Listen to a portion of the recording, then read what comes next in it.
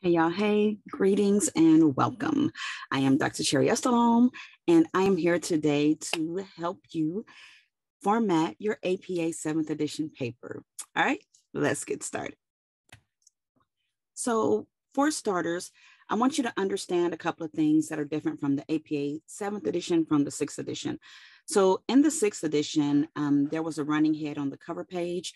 One of the changes is there's not a running head on the cover page. All right, so make sure you note that.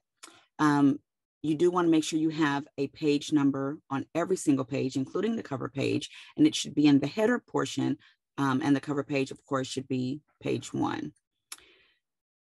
You want to make sure that partway down, not directly in the center, but a little bit above the center, this is going to be the title of your paper, right? If your paper is Crisis Counseling in the Modern World, whatever your title is, it's going to be listed right here. Sorry, it's going to be listed right here, and it's going to be in bold. Usually a lot of professors will tell you what font they prefer. I usually prefer Times New Roman font. Right up under your title, you're going to have some space. It'll be one blank double space under here. And then you're going to have your name, the name of the university, the course name, the professor's name, and the date. Again, certain fundamentals. The entire document should be double spaced. And so it says APA no longer requires just 12-point Times New Roman. They can allow other fonts.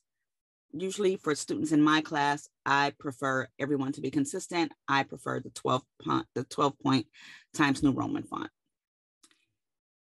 All right, so let's take a look at your abstract. A lot of people have a hard time with the abstract, and it's not that difficult. Do some research on it, but your abstract is just a really, really basic one-paragraph summary of your paper. What it's not is a section that's going to say what's going to be in the paper. Like, you don't want to write in here, this paper will deal with, trouble in a crisis counseling situation. You want to simply say what it is. The paper describes crisis counseling in this kind of situation. This paper is going to also provide examples of how to deal with clients that are going through major crisis. So you want to make sure that your margins are correct. Your abstract should be formatted correctly. Abstract should be bold. It's a level 1 heading. I want everyone to be really familiar with your headings. You really, really have to be familiar with different headings. But abstract is a level 1 heading, centered and bold. Your abstract is flush left. It's not indented. Then after you write your paragraph, and usually your abstract is about 250 words, then you do indent a ½ inch. You put the word keywords in italics, and then you list all the keywords, and there's no period at the end. So all these little nuances are really, really important when you are writing a professional paper. Okay. All right. So I just mentioned that we talked about some headings. I really want you to be very familiar with headings. These are very important. So your headings are kind of the roadmap for the reader. So a level 1 heading is always centered and bold, and you would capitalize major words. So like the introduction of your paper, which would be the title of your paper, would be a level 1 heading. Anytime there's a whole new, brand new subject, it's a level 1 heading. Think of it kind of like distinguishing chapters. After a level 1 heading, you would do a level 2 heading. Your level 2 heading, and you'll see examples of this as I go through this paper, but your level 2 heading is flush left. It's bold and capitalized. The only difference between a level 1 and level 2 is a level 1 is centered. Your level 2 heading is flush left, but your level 2 heading is just getting a little bit more specific about your level 1. Your level 1 heading, you can think of it as an umbrella topic, right? So you might look at your level 1 heading to say something like Christianity in America. Let's say that's your level 1 heading. That's the title of your paper, or the theme of your paper. Your level 2 heading could be Christianity in the southern parts of America. Another level 2 heading would be Christianity in the northern parts of America, things like that. So it's getting a little bit more specific to your umbrella title. And then as you get on to level 3, the difference is now level 3 is italicized. It's still flush left. And just like level 1, 2, and 3, your text is going to be an indented paragraph. But level 3, again, is more in depth about your level 1 and 2. So if level 1 is Christianity in America, level 2, Christianity in the southern part of America, level 3 could be Christianity in the deep South among racial minorities. You're just going a little bit deeper. Think of it almost like an upside down pyramid. You're going to start at the top and you're going to keep letting it get more and more narrow. A lot of people call that the funnel effect. So just kind of letting it funnel down, okay? And then if you need to get more in depth, level 4 and then level 5, all right? So here we go. Here's the body of our paper. For starters, you never use the word introduction. In a professional paper, you do not use the word introduction. Your introduction is notated by your very first level 1 heading. Your very first level 1 heading should be the title of your paper. Whatever you put right here, this exact title should be your level 1 heading for the body of your paper right here, okay? It's centered, it's bold, and, capitalize the major words, your level 1 heading. You would start your writing by indenting your paragraph, and you would write your paragraph, okay?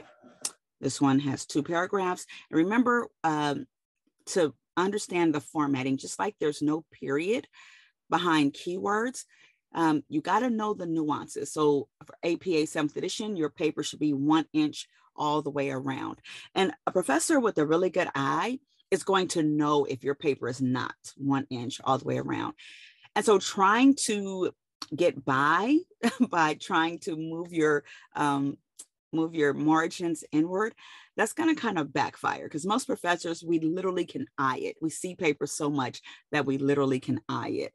And all it's going to do is make you look like you didn't want to put forth the effort to do the work. So it's not worth it. Doing 1.1, it's not worth it. Just do your 1 inch margins all the way around. Okay. One thing that's different from most people who are normally used to typing, there's only 1 space between your period and the next sentence. And I pinpointed that because as someone who used to write a lot, I was taught to put 2 spaces behind a period, but I, just like you, am learning something new. So it's 1 space behind a period, okay? Again, we have a level 1 heading, centered and bold. And then here's an example of a level 2 heading. So if this level 1, remember your level 1 is like your big umbrella. If this level 1 is the structure of a paper in APA style, that means this whole section is going to be about the structure of a paper in APA style. So the level 2 is like organizing the paper, right? So, even how do you organize the main body? So it's pretty much, we're kind of getting more in depth to our umbrella title. So you have your level 2 heading. And then right here you have a level 3 heading. And how do you know that? Because it's italicized. Your level 3 heading is giving you more information from your level 2 heading. It's going more in depth. The funnel is getting more and more narrow. You can look at it as a subsection. Well, not look at it, it is. It's a subsection of, the topic you're doing. Again, it's a funnel and it's getting more and more narrow with each heading. Remember, your headings are a roadmap for the reader. Never make the reader guess where you're going. Your headings are a roadmap for your reader. And so you have this level 3 heading. And again, we know this because it's flush left and it's italicized. And then here we have level 4 heading. And let me point out a really big important detail. The level 2 heading is flush left. And the level 3 heading is flush left and italicized. Level 2 is flush left, but non-italicized. Level 1 is centered, bold. But level 1, 2, and 3, like I mentioned earlier, all of them, the paragraph starts on the next line and it is indented. When you get to the level 4 heading, we see something totally different happening. First of all, the level 4 heading is not flush left. The level 4 heading is indented. And the text for the level 4 heading does not start on the next line. It starts on the same line as your level 4 heading. That's really important to note that.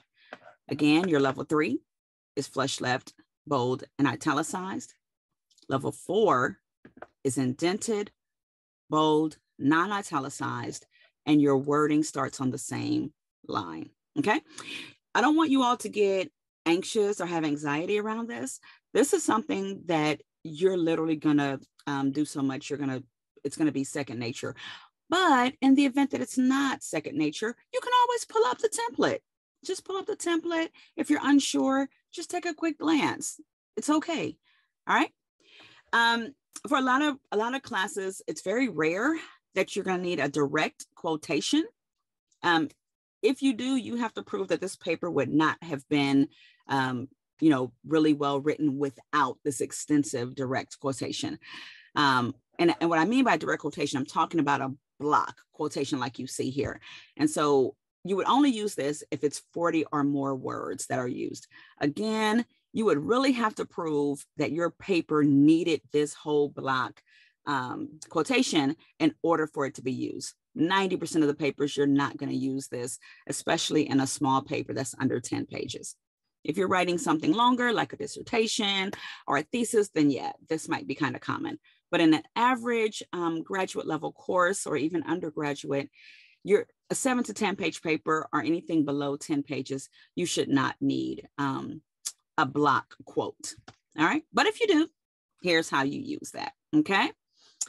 Again, here's another example of a level 4 heading. And we know this because it is indented, it is bold, and the text starts on the same line.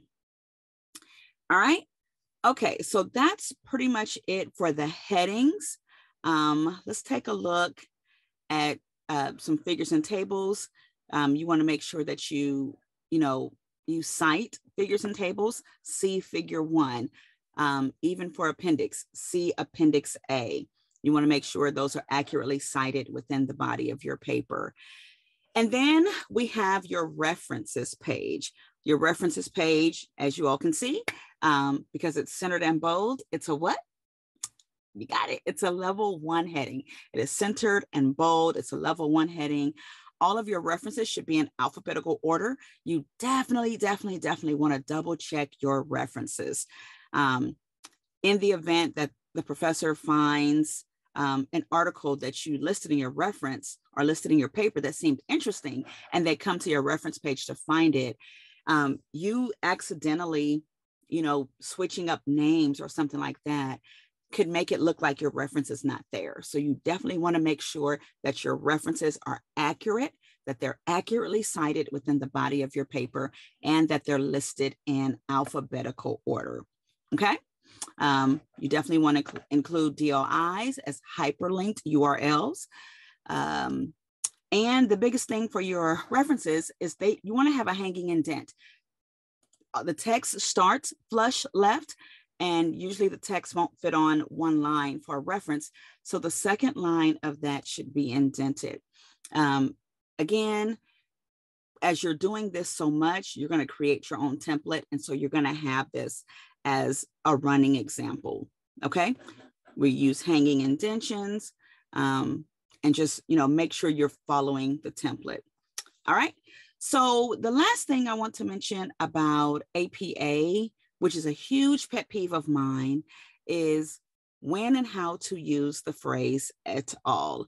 I saw an example here earlier. And so here it is. So, all right. If you have something here, let me go up to another example. Here we go. So in the APA 7th edition, something that's different is you're going to use et al. For 3 or more authors. I believe in 6th edition, it was 4 or more authors. In the 7th edition, you would use it for anything that has 3 or more authors. I want you to know how to use it. This is really, really vital and important to your paper. You would list the author's name, and if you see there's no comma behind the name, you will use the author's name, the letter E-T, lowercase, space A-L, lowercase, followed by a period, followed by a comma. This is when you're using a parenthetical citation. The author's last name, followed by E-T, space A-L, a period, then a comma, followed by the year. Okay, that's when you're using a parenthetical citation. All right. Here's another example of a parenthetical citation, but as you can see, this is an exception to the et al. Rule. If you would need to include more authors if Zires, Young, Zuckerman, and Ann, if things like this, if they have different fourth authors, right? So if you would have listed Zires, Young, if you would have listed Zires et al. 2019, we would not have been able to distinguish if that was the one that included Ann or if that was the one that included Roberts. So that is when you would definitely list the 4 authors. So this is what an in-text this is what an in-text et al. Citation should look like. All right, so you see how the et al. Differs just slightly than it would if it was a parenthetical citation. So keep in mind, you all, that citing is huge, whether it's, whatever version of APA you use, citing is huge. You want to make sure you cite anything that is factual. If it is a factual statement, you must cite it. You cannot just say, I know this because it's something that I learned as a child or something my parents taught me. Anything that you say that you list as a factual statement must be cited. Now, you can always say something like, my experience has taught me, if you're able to use first person within the body of your paper, because most professional papers, you must write in third person. But if you're able to use first person, you possibly can get away with something about, in my experience. But generally for a professional paper, if you are writing a factual sentence, it must be cited. All right. I know that was brief. I hope it helps a little bit. I just look forward to answering any questions. If you have any, do not hesitate to reach out to me, and do not let APA intimidate you. Keep in mind, you can always grab a template. You can always Google something, and the answer should be right there for you. All right. Don't let this overwhelm you. You got this. I believe in you. There's so many options out there to help you along. And I think you can get this done, no matter if you think you're a good writer or not. You got this. And I believe in you. All right. I hope you have a great day, and I'll see you on my next video.